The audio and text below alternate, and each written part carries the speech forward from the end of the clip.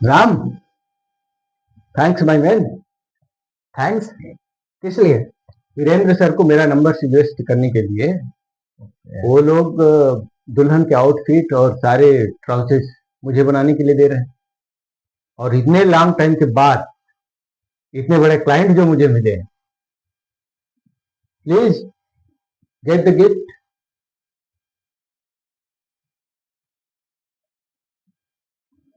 For you. क्या है ये? साड़ी है।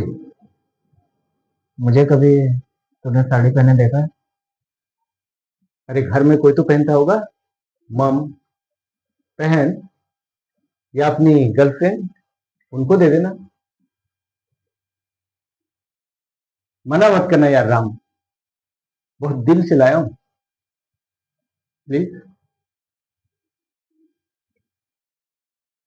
थैंक्स।